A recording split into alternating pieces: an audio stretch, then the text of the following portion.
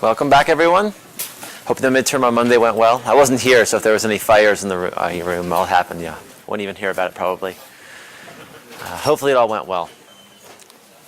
I guess we're going to try to get the grades back on those by next Monday, so within a week. But we also have to get the homework out that day, so it might be a little bit of a busy day, but that's our aim at least. Certainly the midterm grades are due, I think, the 14th, so we'll definitely have it by then. Certainly early next week, actually, I should say. Any questions, actually, logistically about either the midterm, coming homeworks, anything? Yeah? You said the next one would be released on Monday? We're shooting for next Monday, releasing it on next Monday. And it'll be, again, 2 weeks from when it's released. All right. Well, let's get started. Oh, question back there. Yeah. Yeah, so we're trying to think about that. We won't count the time in spring break as actual time.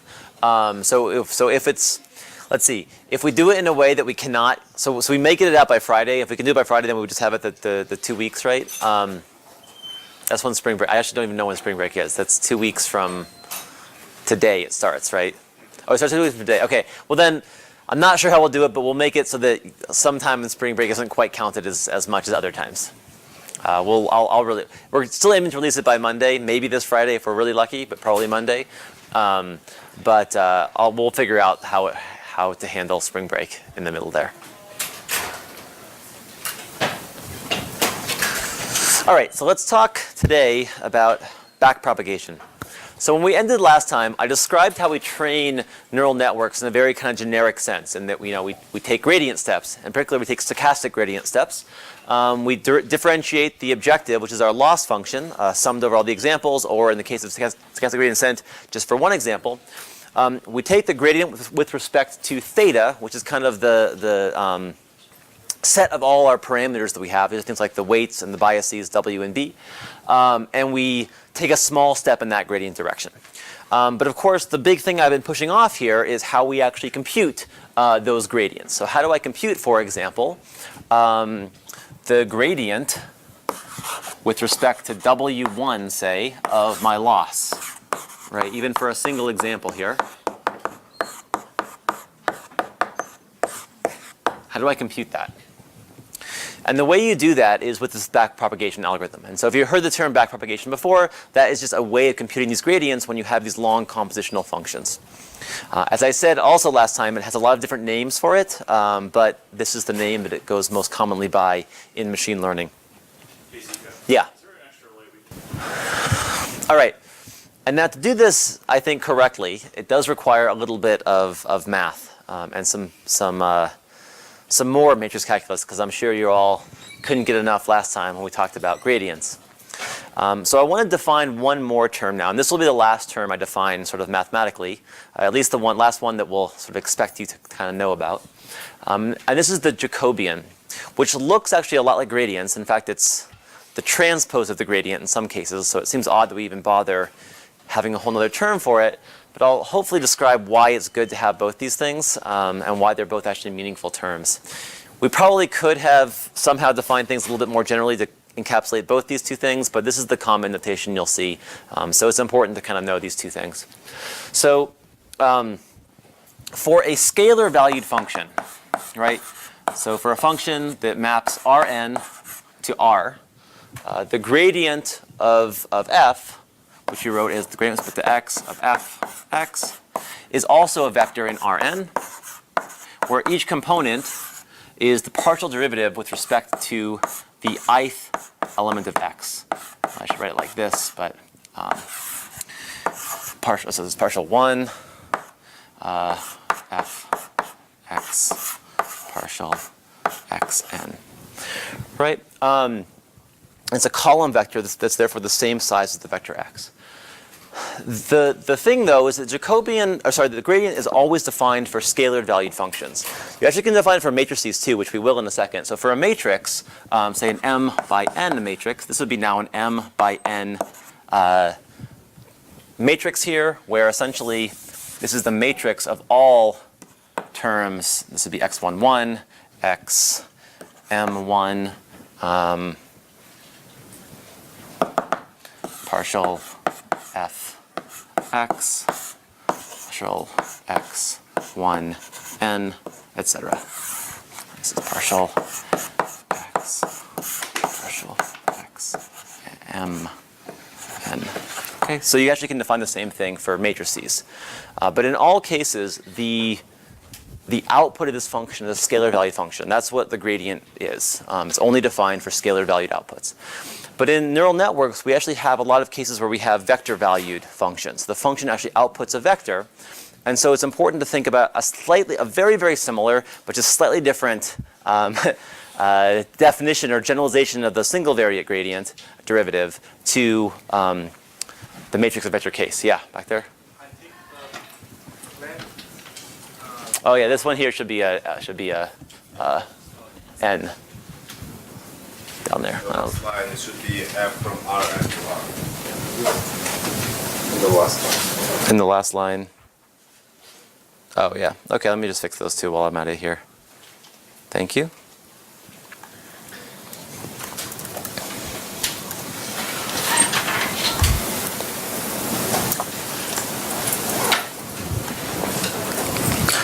So now, for a function that maps Rn to Rm, so a different version here is now a vector valued function that maps R. And by the way, I have to remember which way it goes always too, so don't worry about that. To Rn, the Jacobian, which we'll write like this, will just kind of generalize the partial differential notation, partial derivative notation, to say that this thing, if we have just all of x there, is going to be a matrix that is m by n. So this output of the function is the last dimension, the input of the function is the number of rows, and that's going to be equal to, let's put with that, this equals a slightly different term, but it's written up there. But the first term is the derivative of the first output of the function with respect to the first input. Going down, this is the derivative of also, and I want to make sure I'm writing this correctly, the mth output with respect to the first one. And then this is the differential of the first output with respect to the nth input. And this one here is m x partial x m. Okay, so one thing you'll notice is that if f is in fact real valued, then we only have one row to the matrix, and that one row is just equal to the transpose of the gradient. So again, why we're doing this might seem a little bit strange, but actually this notation is a lot nicer for a few operations, which I'll talk about on the next slide. Yeah. So you've written that it's a function from Rm to Rm, and on this slide it's Rn to Rm. It should be reversed. Yeah, it should be this. I mean, actually, my notation there wouldn't have made sense. Yeah.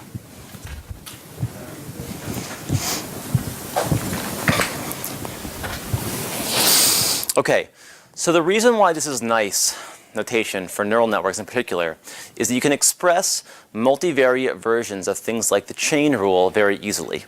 Now in neural networks, we're frequently composing functions together. So we have, we have w times x plus b, we apply a function to that, and then apply another function to that, and we compose these functions together a lot. So it's very nice to be able to sort of apply an easy chain rule, and it's a little bit cumbersome to do that with regard to gradients, because all these sort of intermediate functions there are in fact vector valued. So I'll write kind of the three key rules that we're going to actually use from Jacobians to do backpropagation, and then I'll derive the backpropagation algorithm using these rules. So the first rule is the chain rule.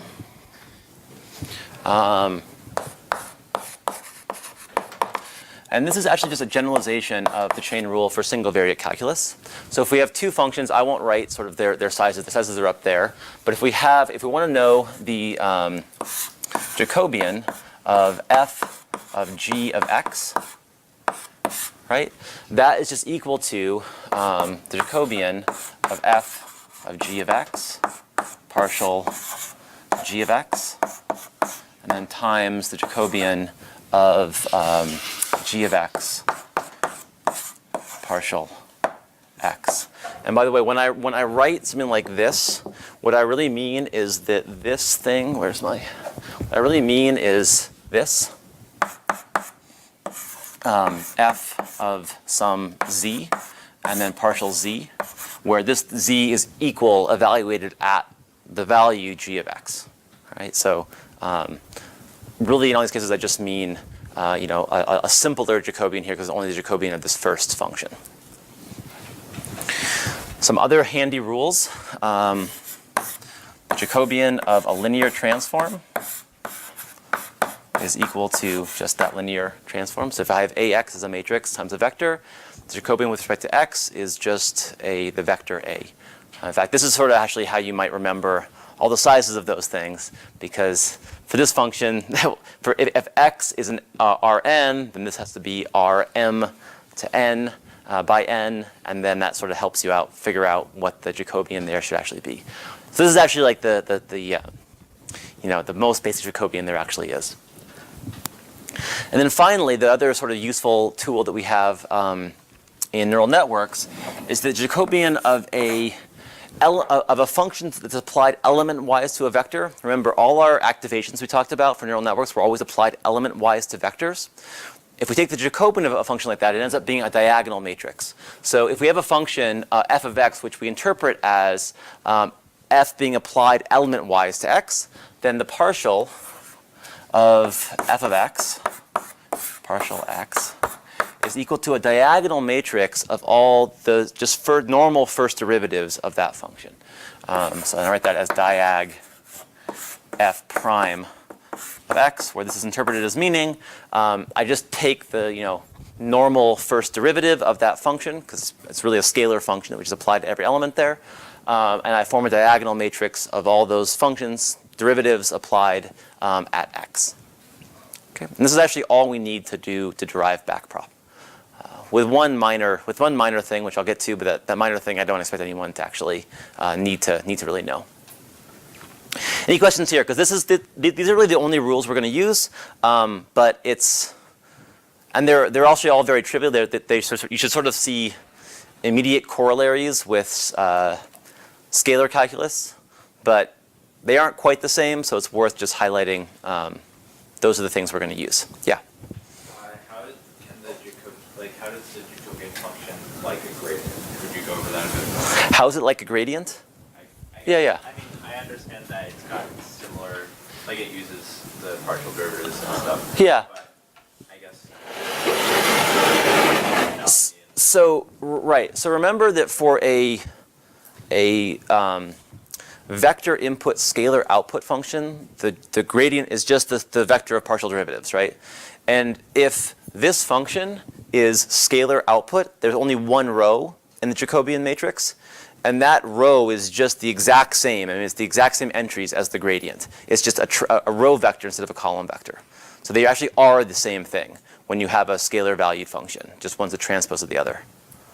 Okay, so that's how we're going to use it. We don't care about for not vector values. Well, right. So for not vector values, that the gradient is not defined. If it's not real value, the gradient is not defined, and if it's matrix input, actually the Jacobian is not defined. So they overlap in one case, and then they're the same. That's their similarity. Yeah. And that's the case we care about.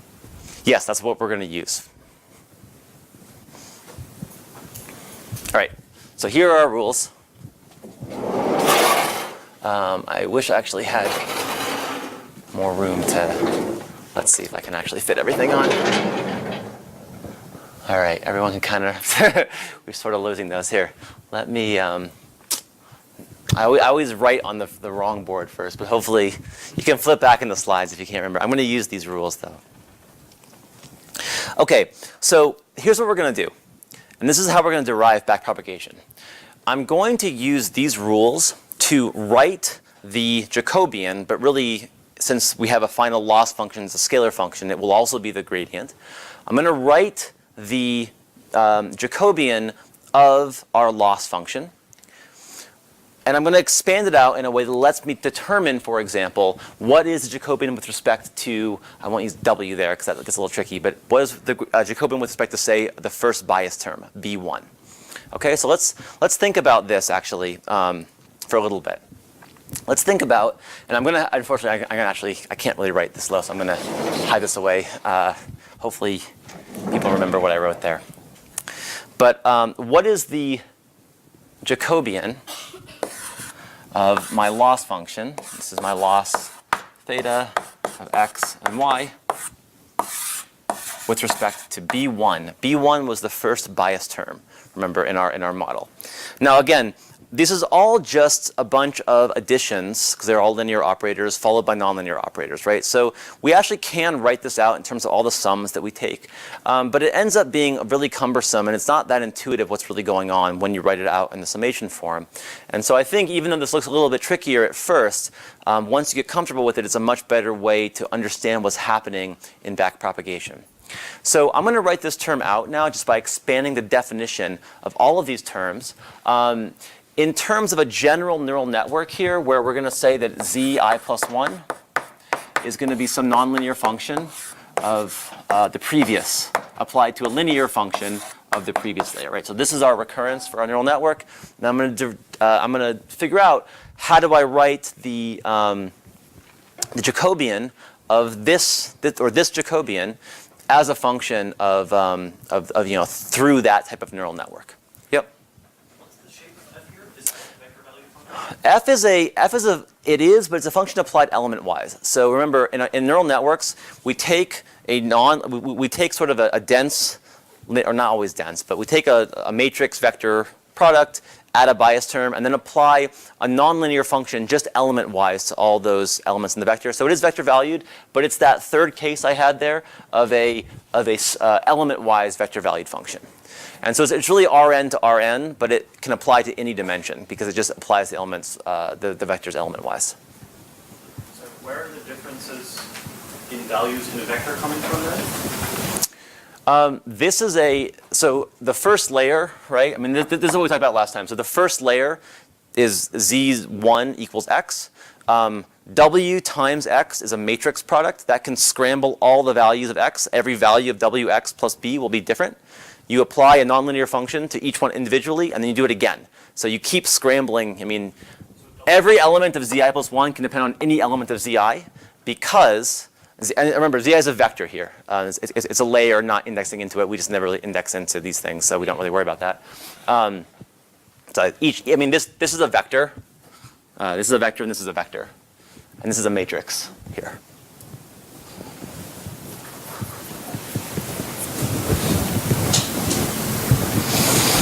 All right, so let's just figure out what this is.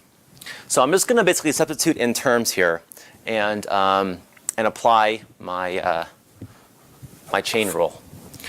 So this is, for example, the just definitionally, this is actually zk y over dv, which is equal to differential of L zk y partial zk times partial zk minus 1 zk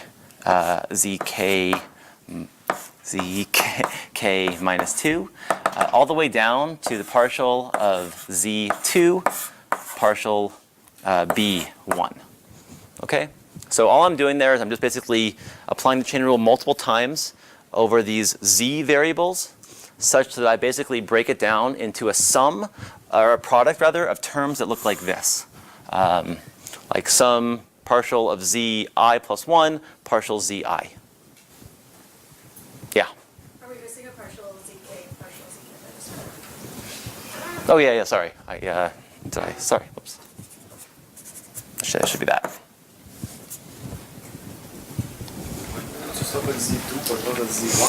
Yeah, that's a good question, actually. Z1 is just x, and I mean, by our definition here, B1 is what affects Z2, not Z1.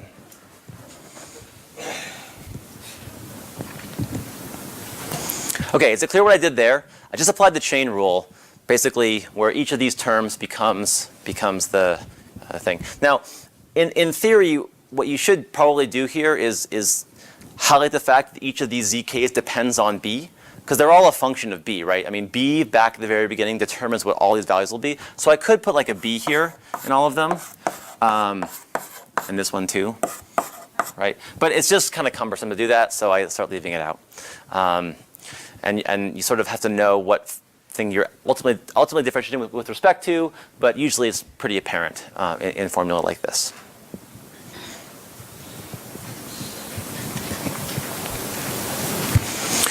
Okay, so now there's a couple things here. Let me actually erase those because I want to keep that that equation up, and it's getting really ugly quickly. And make it just nicer in general.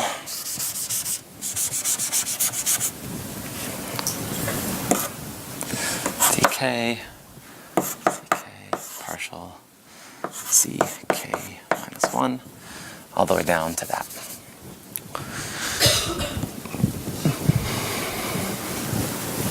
Okay, is everyone with me so far?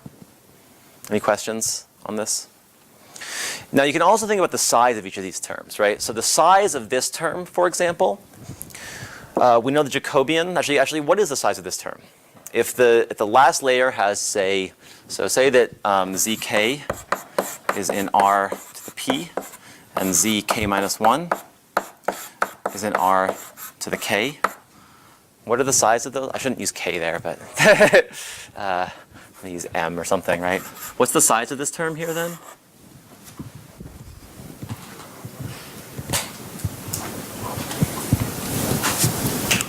So it's either p by m or m by p, right? Who thinks p by m? Who thinks m by p? Okay, so this term here, the output, zk here, is an rp. And for any Jacobians, always the output by the input. So this is p by m. The next one's m by whatever the last one is, and sort of go on. So that all the products do, in fact, make sense. Those sizes all make sense.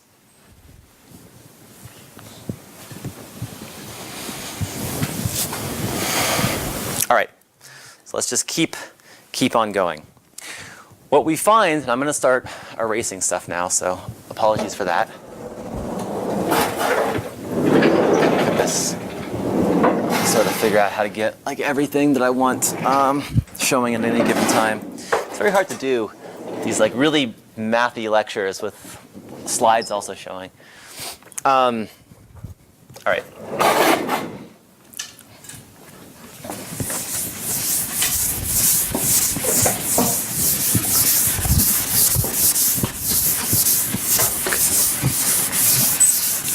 So what we find when we do this is that we get a lot of terms that look like this. We got a lot of terms that look like the partial of z. Actually, did I write it? Let me see how I wrote this.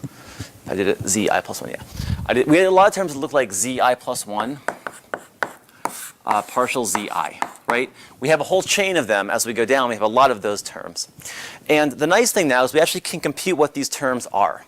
Right? Because we know what the actual functional form of it is. It's just that thing. So this term is just really equal to the partial of f wz wi zi plus bi partial zi, which again, if we just sort of follow our definitions here, which equals the partial of f, our chain rule again, f w zi plus bi partial w zi plus bi, partial w zi plus bi, partial zi, right? And we know that this thing is just, this function here is applied diagonally to all the entries in the function. So this is just equal to diag of f prime evaluated there, w I zi plus bi. And this term we just know from our sort of, well, I don't have it anymore, but this is just the Jacobian of a linear function, so that's just equal to wi. All right? And I can do the same thing for taking the partial of this thing with respect to b, because our last one, right, we want to know the partial with respect to b1. And we can do that, and the only thing that happens differently is you don't get a w here, right? Everything else is the same, because this as a derivative of bi would just be, or a partial of bi, that's just like the identity matrix there, so that would just be, this last term would just disappear. And those are the two terms that I have there. Yeah? So can you explain the diagonal function here? Yeah. So remember, up there, f is a function that applies to a vector, and just applies some function to, the same function to every element in that vector. Now, and that's this rule that I'm applying now. So I'm applying the third rule here. So when f is an element-wise function, we know that, basically, and this follows just from the definition of the Jacobian, right? The effect on element, element 5 in the vector will have no impact on element 1 of the result of the function. The only things that matter are the diagonal entries of this Jacobian. Those are the output of the ith value of the function with respect to the ith input. And so you have a Jacobian that is just itself a diagonal matrix of the function derivatives evaluated at each component. Is this necessarily a square matrix? Yes, it is, because the element-wise function, if its input is an Rn, you apply an element-wise function to it, it'll be a n-dimensional output. There's always a diagonal function. There's always a square Jacobian there. In fact, it's always a diagonal Jacobian. Always n by n, yeah.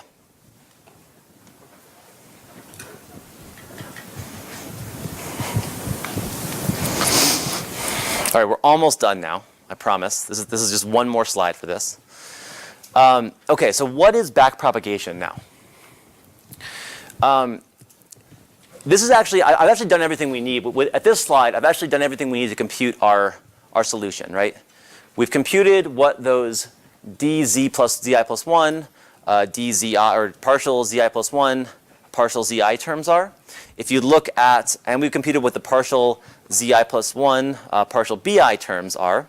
And if you look at this expression here, it just has a bunch of those terms. I guess also the loss function, but that's just the loss function is a scalar value quantity. We can also differentiate that. That's what we did in the machine learning. All of machine learning was just that first one in some respects. All the previous machine learning was just that first one. So we know how to do that one. We now know how to do all the other terms and the last term there. So I've actually told you everything we need to know to compute the gradients that we actually want, or the Jacobians that we want. And because the loss function is scalar, that's also the gradient, or the transpose of the gradient. Okay. So what is backpropagation then? All that backpropagation is it is a way to cache intermediate entries in this computation. So what you'll find is, if you're doing this computation a lot, let's say I want to take the partial with respect to b1, right? And then I also want to take partial with respect to b2 of my loss function, because I also want to take a gradient step in b2, right? In fact, I want to take a gradient with respect to all my parameters at some point, and then that requires doing a lot of this computation again and again. So if I were to just sort of, naively use this rule to compute each term, that would be a lot of work in some sense, right? I would be repeating, every time I had this term, I would just be recomputing it. There's no need to do that. So all the backpropagation is just a way of caching intermediate entries in that expression.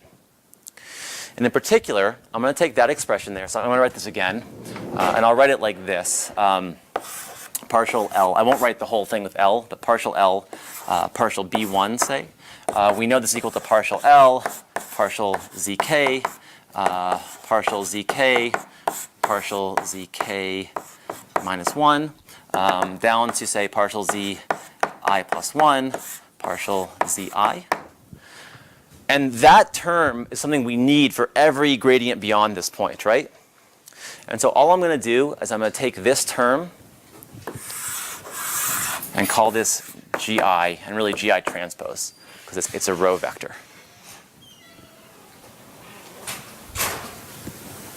So I'm just sort of taking that term, which I'm going to compute again and again in all these derivatives, and I'm just going to store it somewhere.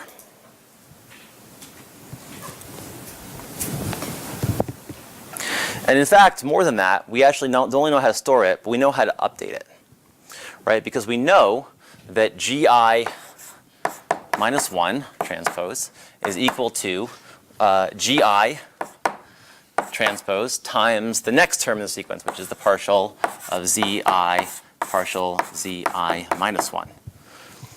Right, so I actually can develop a recursion which, just like I use sort of, I recursively define the forward definition of this neural network, I can similarly define a recursion that goes backwards that computes all the relevant terms in the derivative. And if you just really expand, all you have to do now is expand out this expression here, and you get the following recursive form for GI. So GI equals, I'm doing it now in the transpose. So G is thought of as a column vector, so GI transpose is the row vector form. So I'm just writing really the transpose of that here, but it just equals this. Yeah?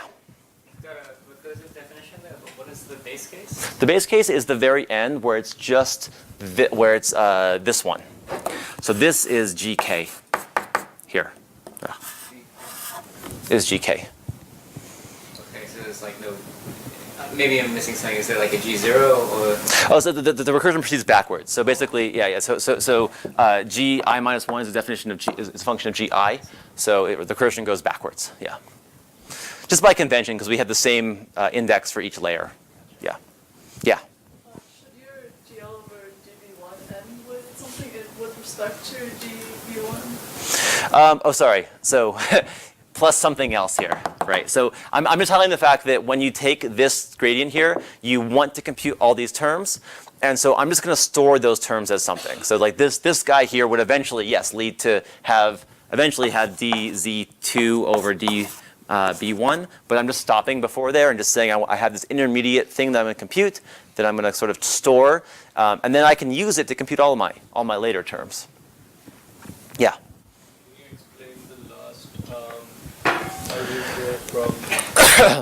Sure. This first part to this last part there? Okay. So the form I'm actually writing here, so I'm just going to take this form here. I'm going to plug in what we found as our expression for this term here. And what we get is our sort of backwards recursion for GI. But GI, again, this is the transpose of that thing, is equal to WI transpose times diag of F prime WZI plus BI GI plus 1. Okay. Now, it's a very sort of, and that's the actual form, that's sort of the definition that we had. Now, one thing is sort of nice here. So if we ever take a vector, so say we have two vectors in Rn, so we have A, B, and Rn. And we want to create a new vector that's sort of their element-wise product, right? The way we form that in matrix notation is to say diag of A. So we form our diagonal matrix with entries of A. We multiply that by B, and that equals a new vector where, A1, B1 is the first column there, A2, sorry, first entry there, B2 is the second entry there, etc. So diag of a vector times another vector is just a sort of compact way of saying the two vectors multiplied element-wise. Or rather, it's the linear algebra way of saying two vectors multiplied element-wise. But computationally, you just want to multiply them element-wise. You don't want to form a diagonal vector, a diagonal matrix that has mostly zeros and do that. You just want to multiply them element-wise. Does that make sense? Okay. F prime, no. F prime here is F is a element-wise function. So I'm just defining F prime as its first derivative, which is also a scalar. I mean, F is think of it as a scalar function. We're just applying it element-wise to this vector. So F prime is just the first derivative of that function that there's also therefore a scalar function that we're also then applying element-wise to the vector. So for example, if f I is just of x is equal to x squared, it's not a very good activation, but it could be, then its derivative, x prime, f prime, which is equal to 2x, right? So we're talking about, but again, this is meaning applying it everything element-wise. So if this is x squared, then the derivative is just the derivative of that function, also applied element-wise to the vector. So you make a distinction between df, dx, and f prime. So partial f, partial x is saying as a matrix function with respect to the entire vector x, what's that Jacobian, right? F prime is just as a scalar valued function f prime is just its first derivative. And so you can apply that function also element-wise to a vector. So f prime applied to a vector just means its first derivative applied element-wise to that vector. That's a good question, though. Yeah. Can you explain again how that, so I'm confused about why the order was reversed. Di times gi plus 1 became gi plus 1. Oh, I just transposed, because the other thing was all in GI transpose, because they're row vectors, so I'm just transposing the whole thing. That's also why W is at the beginning there, not at the end. And it's why WI is transposed. Yeah. What's the k again in the first equation carried through? What's the K? The K is just the number of layers there are in the network. So the last layer, which is ZK, is just the output of the neural network. Yeah.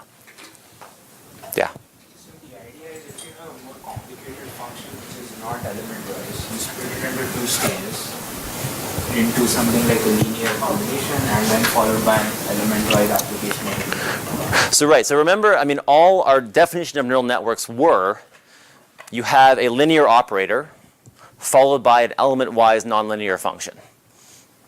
And this is actually one of the reasons why you do that. It's just very easy to come up with these backward passes then. But that is the form of a neural network. You never really apply, I mean, with some exceptions, there are things like maxing, like taking the max of 2 units and stuff like that. But for the most part, you always apply these functions element-wise. The nonlinear functions enter element-wise, whereas the functions that are sort of multivariate are linear functions. And part of the reason is, in fact, this. It's just that this allows you to implement this algorithm very easily.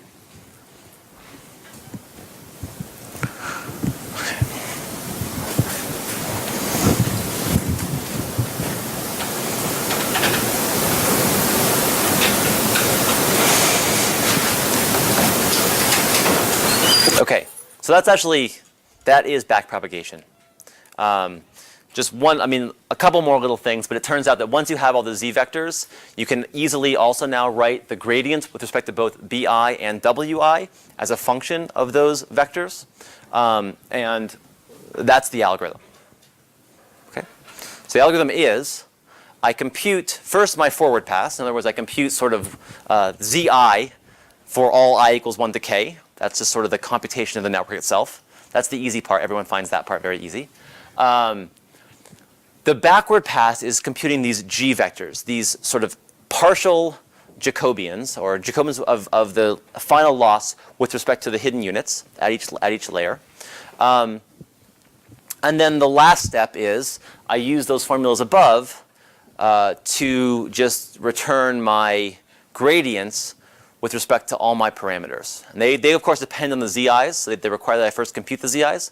But once I do this, I can essentially make one forward pass in my network. I compute all the hidden unit values. I do one what's called the backward pass, which is I compute all those GI terms using this recursive definition here. And then I return all my gradients that I want. My gradient with respect to B and my gradients with respect to WI.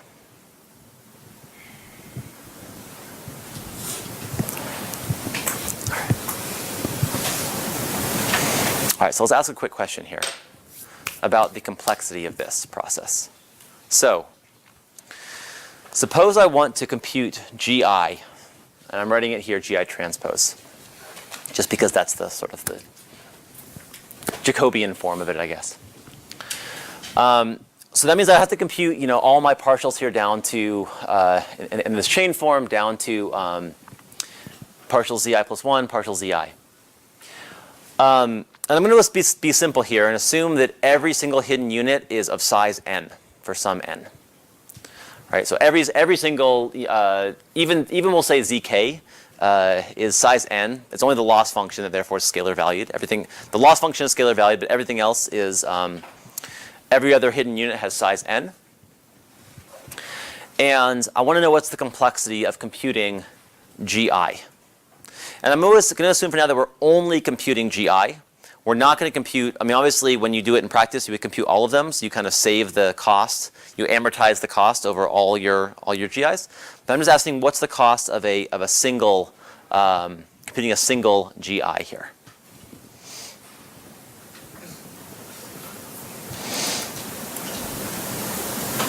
So going to open the poll.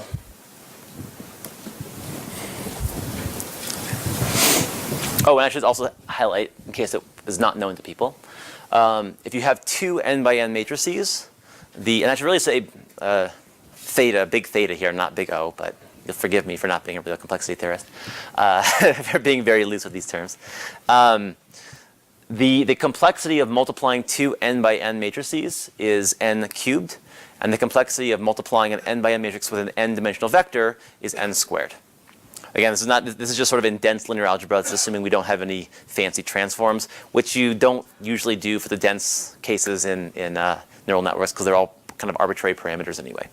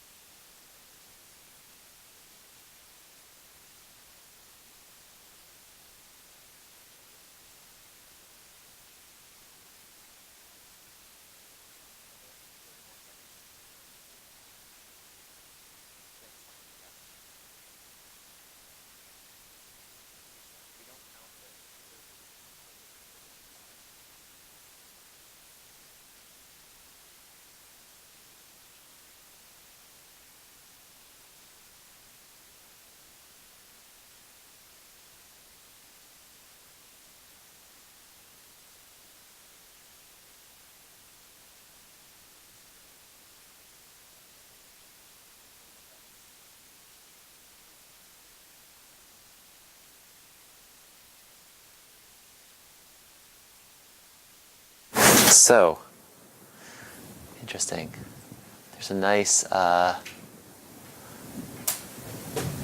so people had some inkling that K and I should matter. So the last two are more popular, which is correct. It doesn't matter how far you go, of course, it gets you more products. So the big question is it n cubed or n squared? So can either people, can someone that said n cubed, can you bravely volunteer? Yeah. Okay.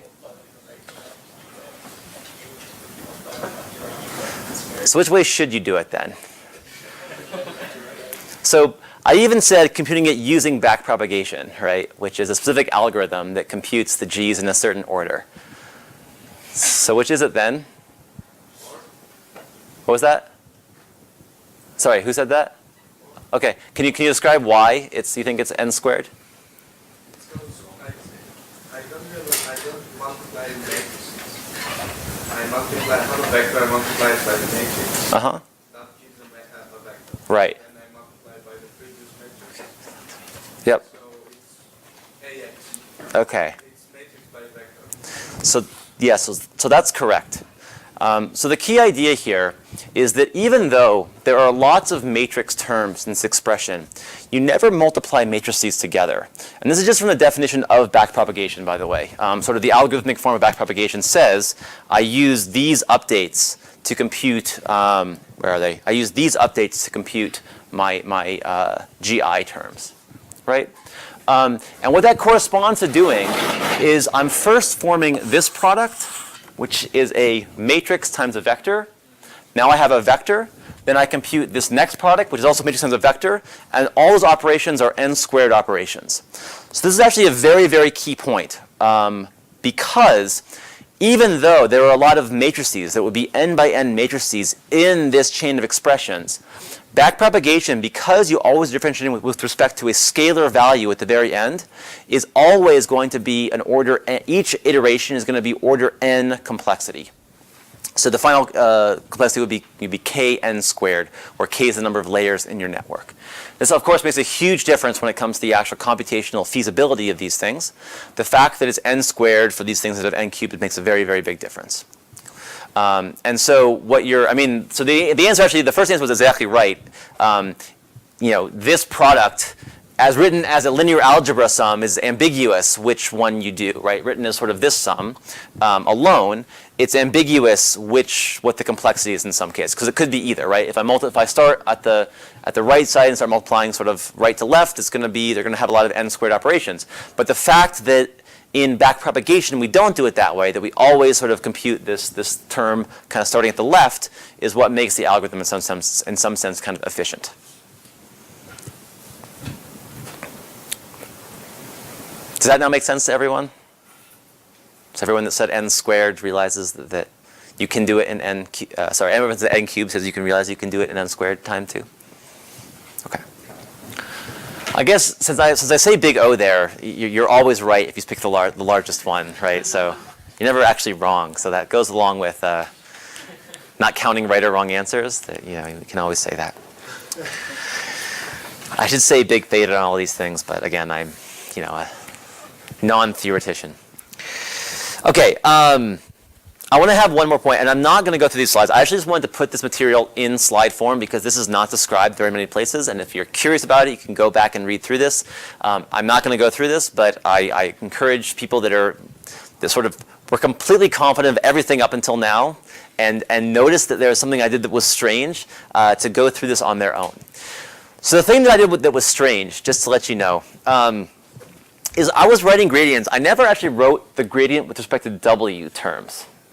Right? And that's kind of weird because W is a matrix. And if I did the same thing, you know, that I did there with B with W, it doesn't really make sense anymore because now the input to the function is a matrix, and I've essentially run out of indices to use, right? I don't have any more. I have my rows, or you know, my rows are the number of outputs of the function, my inputs are the number of inputs of the function. If I have a matrix, I need to use something like a rank 3 tensor, which is really ugly, and I don't like tensor math. So you can do it that way, by the way. You can define this all in terms of tensors, but I don't like doing it that way. And so I just want to have at least the text of how you do this, how you actually do things like this, right? Because you do, in fact, have terms in your gradient. Which one should I guess I'll just erase this one.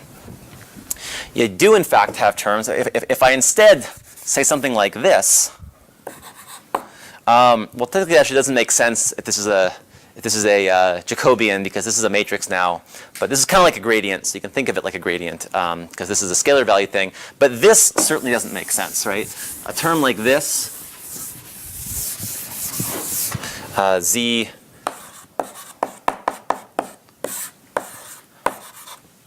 that doesn't make sense because this term here is a, I'll go again. Say they're all n. The number of hidden units is always n. This would be an n-dimensional vector. Zi would be an n-dimensional vector, and Wi here would be. This is saying this, not the partial, but just the actual vector here. And Wi would then be n by n. And so, it doesn't really make sense how you do this, right? So the way you get around this is with a technique called vectorization, and essentially, again, don't worry about this because this is kind of ugly.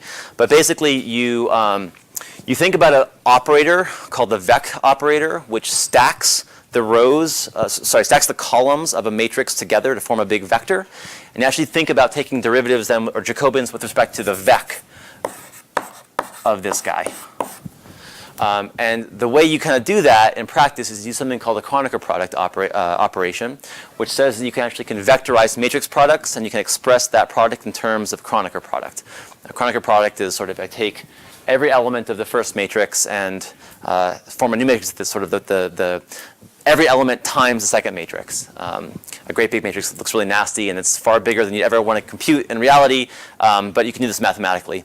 And then you play some tricks, and what you find actually is that you get a really simple form for these things. You sort of play tricks through. You use the fact, for example, that wi, zi is a vector, and so you can call that the vector of that, and you can therefore express it in terms of the vector form of w, and you can basically get then what the gradient of w is. So to be absolutely clear, this is not something to grasp in this amount of time. Just if you are interested in that and sort of realize that that was a hole in what I described earlier, because I never actually described how to take gradients with respect to W, go through those slides and kind of think about what I'm saying there. It's just a FYI, not actually meant to to be something you can follow right there. Part of the fact that we don't really have a textbook for a lot of this stuff means that the slides are the reference, so I wanted to put this as a reference point in the slides. Yeah, the other question. Just to make sure I get the intuition for what you're saying, is this just sort of like a re-indexing? Exactly, yeah. It's basically saying, right. You can like take pairs of real numbers and code them as a single real number. Exactly, right, yeah. Well, sort of. I mean, sort of you can take pairs of real numbers and like stack them all together and make it one big, you take a matrix and make it one big long vector, essentially. And when you do that, you have to re-index how you do your multiplications, but it all does work out and you can do it. And actually isn't even that complicated with sort of Kronecker forms of products. So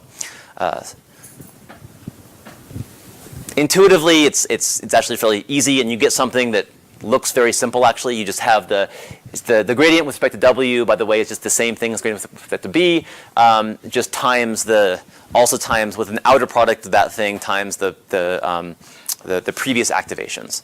So it's actually exactly what you would think it would be, kind of if you had to think of something, because it's the only thing that makes sense in terms of the sizes of these matrices. But it's still good to know sort of how that comes about formally, which I find a lot of people actually don't know. And so if you want to, you can go through this text here.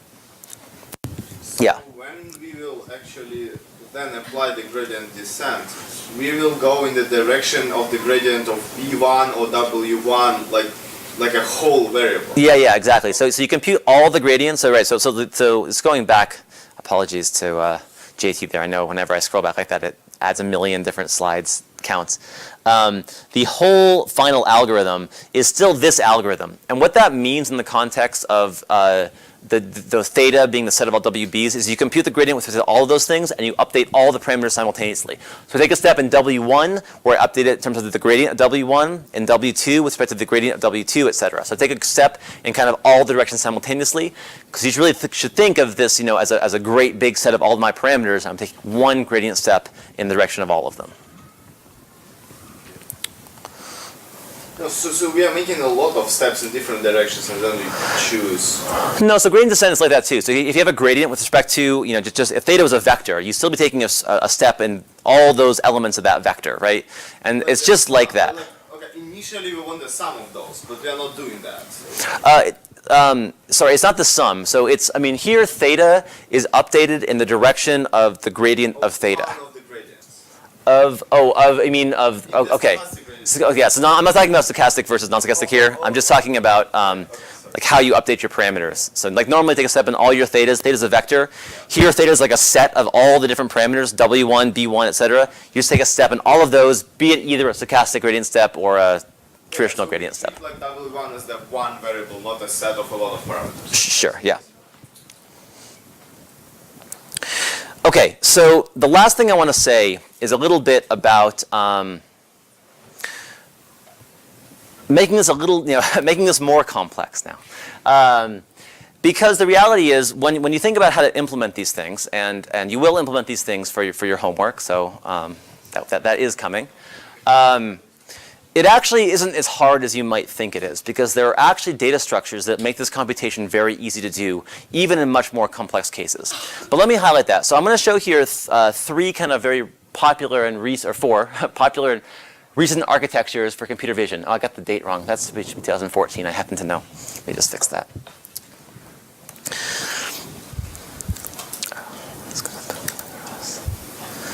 Are you going to post the updated slides on the website? Yeah, I can post it, sure.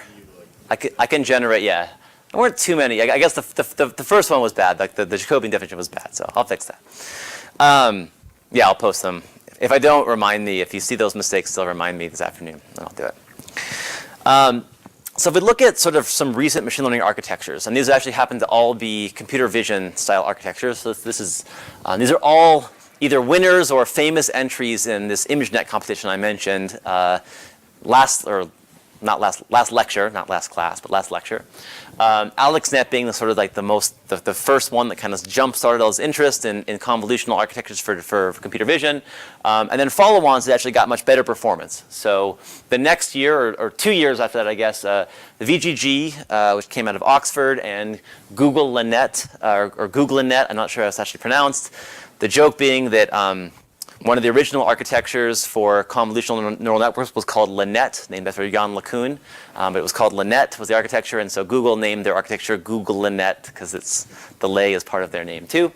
And then ResNet was some work out of Microsoft Research, which has actually, so GoogleNet had this sort of very interesting called an inception block that they use. It has very complex blocks of convolutions of different sizes all concatenated together. And ResNet had these things called residual connections, which basically take the output of previous layers and skip one layer. This apparently is actually this ends up being a very, very big deal. It makes these things work much better. And this one had on the order, I think, of, it was less than 100, but it was, I think, more than 50 layers. And this one has more than 100 layers now in a deep network. So these are all, and they have these multiple connections that all get concatenated together. That they have multiple chains and these things. So each one of those little blocks there is effectively a hidden layer, and they're all kind of brought in together and loop around and all these kind of things that would make writing down those gradients, as I did before, very, very hard to do, to say the least. Right? You wouldn't want to do that to derive the gradients here. Incidentally, because it always makes me feel bad when I see this. If you look at these papers, this is the number of citations they have. So the first paper here has almost 10,000 citations. I checked this morning, and I think CARP's NP Complete paper has about 1,000 more than that first one. It was 72. It's about 1,000 more than this paper published 4 years ago now, or I guess almost 5 years ago now, but really 4 years ago. It was 4 years ago at NIP, so 4 years ago this past September. Has almost 10,000 citations now. So this is popular stuff. People are really running with this. And granted, it's easier. There's more people publishing now than there were in '72. So you're going to get more citations. But that's pretty impressive that in 4 years they've gotten 10,000 citations. I don't know of many other papers that have done that. So this is they're just these things. They're just these complex architectures, and they sort of generate amazing amounts of interest here. All right, so how do they actually do this, right? Because it seems like when you have these complex architectures, it seems very hard to write down long chain rules. And how do they actually go about deriving the computation that the forward and backward pass? I guess the forward pass, you can kind of think about how they do it, but how on earth do they develop a backward pass algorithm for architectures like this? And the way they do this is through something called a computation graph. And really, every current modern architecture that does for deep learning will use computation graphs. I'll highlight this again in a second. But the idea is very simple here. So I'm going to be somewhat loose about the terminology here. I'm not going to be very formal. But the way they do it is they define a graph where the graph contains both variables, where variables are essentially the mathematical notion of variable, like things you add together or things multiply together. And by the way, parameters are also variables in this sort of notation. So W here is a variable, even though it's one of the parameters of our network, whereas X is not a parameter, it's the input to our network. you define the computation of your network in terms of this graph called a computation graph.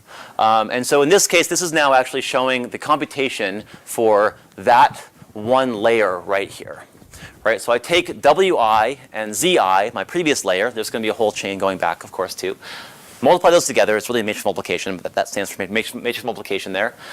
Create some intermediate product. I'm just going to call it Pi because I want some name for it.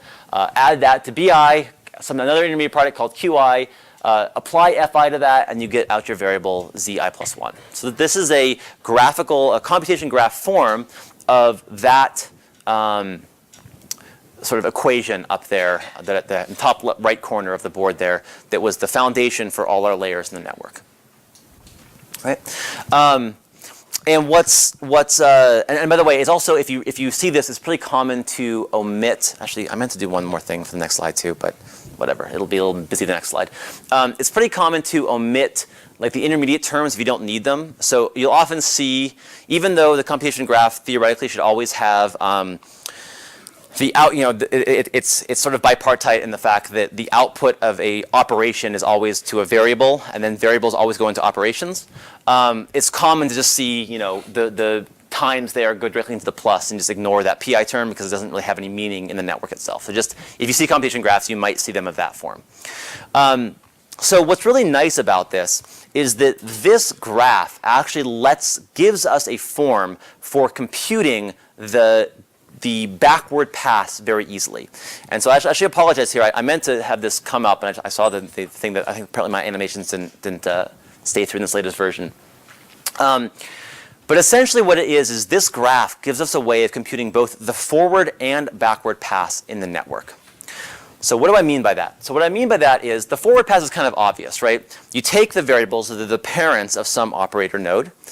Once those both exist, once those are both populated, you feed them into the operation, and you set the output of the variable to be whatever the output of that operation is, right? So once x and z, once here x and y are populated, because they may have a lot of stuff going on before them too, right? Once they're populated, though, I feed them both into f. Here f is a function that takes two inputs, x and y. And I get out my variable z, and then I follow a lot more chains of that, and I finally arrive at some scalar L. And it's important that the final node in the network like this is in fact a scalar valued function. Right? So the key thing here is that this is how computation works, obviously, right? This is not a new thing. This is how sort of like a lazy computation graph will actually work.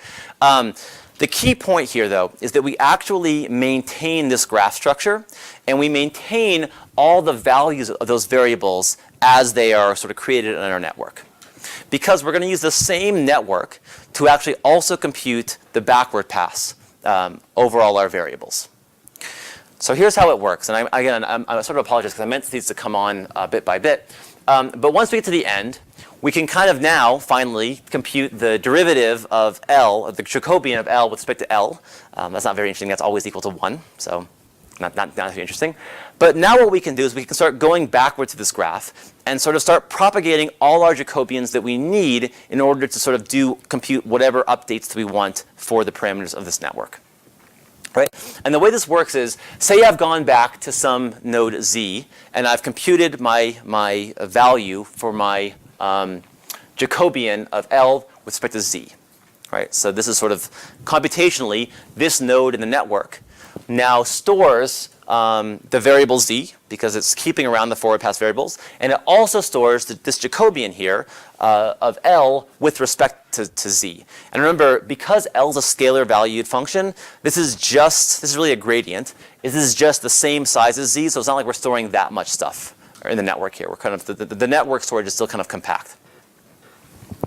And now I sort of make, as an example, I make one backward step through this graph through a function f. So given that I have z here and I have dl, dz, or partial l, partial z, I can compute the same information at the x and y nodes essentially by doing one step of the chain rule. So in other words, dl, or partial l, partial x, is equal to partial l, partial z, so that's this term here, times partial f of x, y with respect to x. Right? So that first term in that product there is what we're storing later on in the graph. The second term is kind of what you have to work out mathematically, but it's only for a single function, right? It's only a single Jacobian you have to worry about now. And you let kind of the graph take care of the actual structure of the chain rule that you sort of need to compute all your various gradients. This is actually a very elegant structure because it lets you kind of maintain everything you need to compute all the updates to your parameters. And importantly, you don't actually need to form in this framework, you don't actually need to form the Jacobians in the backward pass. What the function actually needs, so think about, like, when you're implementing a function, an operator f in this framework, you really need two things, right? First of all, I need to be able to compute the function f, so I need to be able to compute the forward pass of f. In other words, I need to say, if I have all my inputs, x and y, what's the output going to be? That's sort of obvious, right? That's what a function is when we think about it. But it also needs another element. It also needs to be able to compute the backward pass. So if I'm given dl, or a partial L, partial z, I need to be able to compute this term, partial L, partial x, which is equal to the product of this term here times the Jacobian there.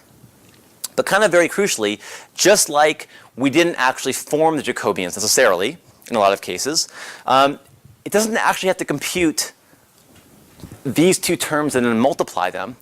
It just has to be able to compute, given some arbitrary value for dl dz, it has to be able to compute what is that product.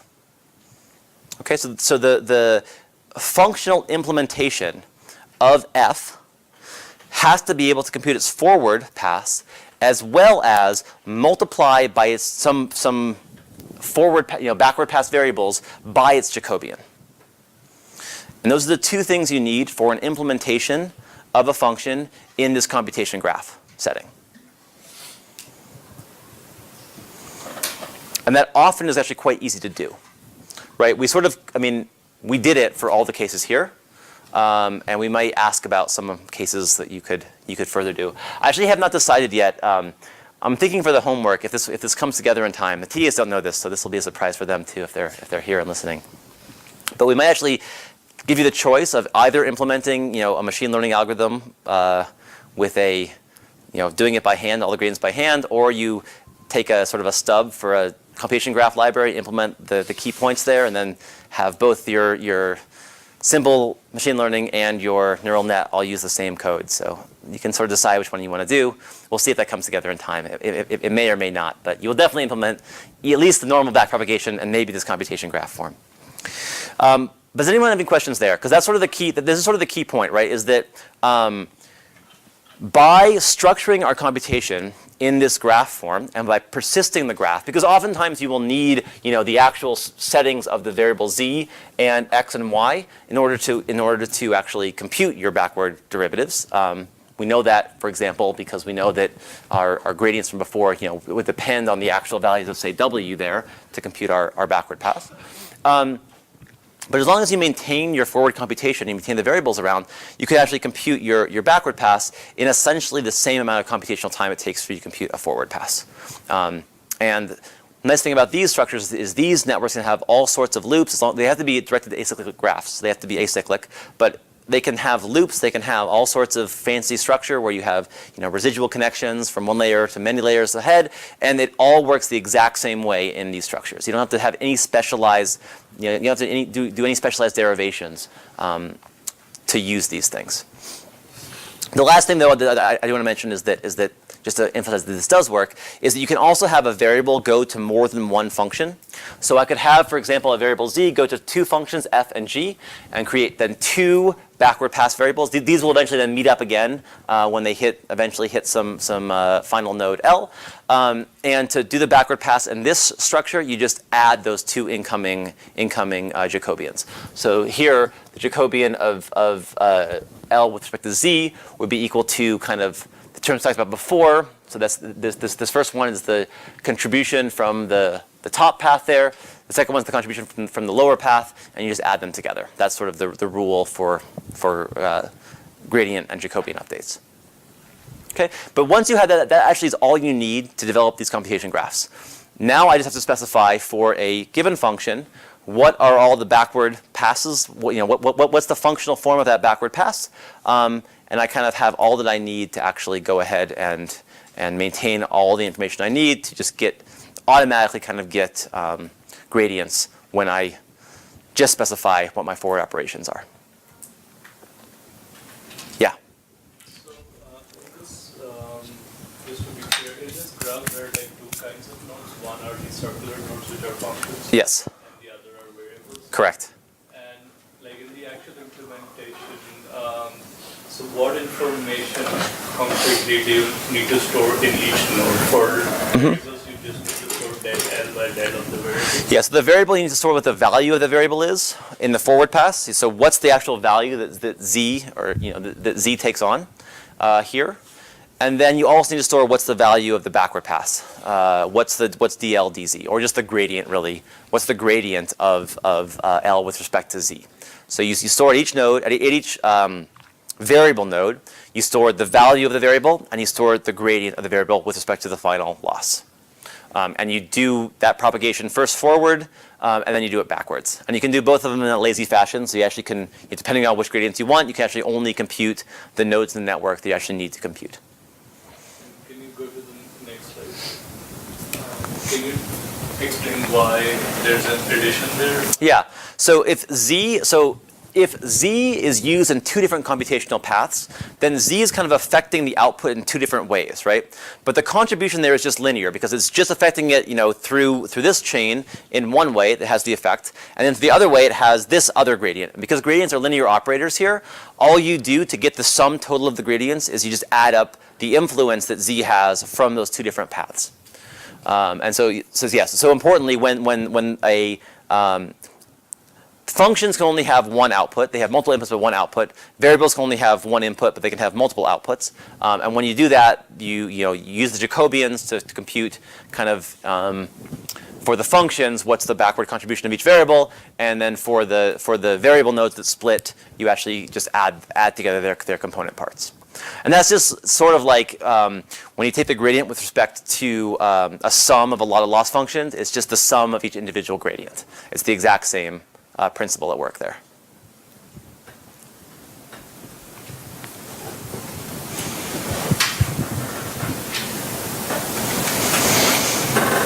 Okay, so now turns out you actually know how every single deep learning framework works. Because if you've heard of any of these things like TensorFlow or PyTorch or Caffe or Chain or MXN or Lasagna, they all do this. They all build a computation graph. Either implicitly or explicitly. Some of them actually have you set up the graph kind of directly in code and then run the graph. Other ones kind of just sit behind the scenes and kind of transparently create this graph as you are running operations. But they all do this. And what's very nice about this is that after you've done this, you now have the ability to essentially, so after you've done this, and I should add that all these implementations essentially have a bunch of functions already implemented, so that you can just use them, right? So in other words, remember, for a function to be considered implemented here, it means that you have both the forward pass implemented and you have the backward pass implemented. So how do you compute sort of the product of the Jacobian plus some future backward pass variables? Once you have that, you can actually now have this sort of amazing setting where you just specify your networks in terms of the computation, the forward pass of the graph, and then you automatically get essentially a very nice form, functional form, or a very nice way of computing what all the gradients you need for this network are. So I want to highlight that just by showing a little bit of code how this would work in a framework like TensorFlow. Again, this is actually not how you use TensorFlow, by the way. You don't do it this way. You use something else called placeholders, and actually it's kind of a little bit more strange how you do it. TensorFlow is also one of the trickier ones because TensorFlow actually does set up. You actually are setting up a graph explicitly here. You're not just sort of manipulating variables here. The variables don't have values until you actually instantiate a graph and then run this graph on it. But ignoring all that for a second, this is kind of how intuitively these things work. So what I can do in TensorFlow is I can define a bunch of variables, and these are all variables in my graph effectively. And so what I'm doing here is I'm defining variables that correspond to x and y. Again, they're kind of arbitrary here. This actually would be the sizes you would want to do an example of MNIST. So there's 784 inputs. Those are the pixels in the image, and there's 10 outputs, which would be an indicator for each of the 10 different classes. And I have so this actually kind of would solve MNIST, this program in TensorFlow, as long as you have, you have to write the training part and everything like that still, but this is kind of the network to solve TensorFlow. I define my inputs, my inputs x, my outputs y. Again, that's inputs and outputs in terms of the machine learning sense. Then I define all my parameters. That's things like w1, b1, w2, b2. And now I just go ahead and define my, my network. So the network that I have is TensorFlow.matmul. So I'm going to take the matrix multiplication between w1 and x. That is just this. That is w1 times x plus I add then b1. So that's this term there. I then apply what's called this function called tf.nn.ReLU. ReLU is just the max of a function and 0. So I'm applying this my nonlinear function, which happens to be just the max of the value and 0. And then I apply the next layer too. So then I take the matmul of z1 times w2. I could do this all in one line, by the way, but it's a little bit cleaner just to separate it out to at least 2 lines. And I add b2. And then I take all of this and I feed it into a loss function. And the loss function we're going to use actually is just this multivariate version of the logistic loss, which in TensorFlow is called by a very long name, softmax cross entropy with logits. But that's just this. That's just this thing, y, where what it is, in fact, here L of y hat and y is equal to the log sum x y hat I minus y transpose y hat. So that's just this thing, which was, if you go back, and that might seem a little bit odd to you now, but if you go back to our lecture on machine learning, that is actually the multivariate version of the logistic loss. So that's my loss function. That's going to be a scalar valued quantity in the very end. And now, if I want any gradient, I can just compute it with a tf.gradients call. In fact, I can give it a list of parameters. So I can get the gradient of L with respect to all my parameters by just calling this gradients call. So what it's doing internally is it is, in fact, every one of these functions creates a node in the graph and then when I actually do it, it stores both the value of it. Again, TensorFlow being a little bit strange in that you have to actually kind of run the graph separately, but conceptually, it stores the value of the graph, of the variable, as well as the sort of structure of this graph. And then when I call gradients at the very end, it just performs a backward pass in this graph, and then gives me kind of what the value of all those gradients are with respect to my loss function. And I didn't have to actually do any of the back propagation stuff that I did there before, even though that's all happening under the hood with this computational graph form. And so these are actually very useful libraries. They're extremely popular right now. And now you at least know conceptually how they all are in fact working under the hood. So next time we'll see how we use these things to create a little bit more complex architectures like convolutional or recurrent architectures.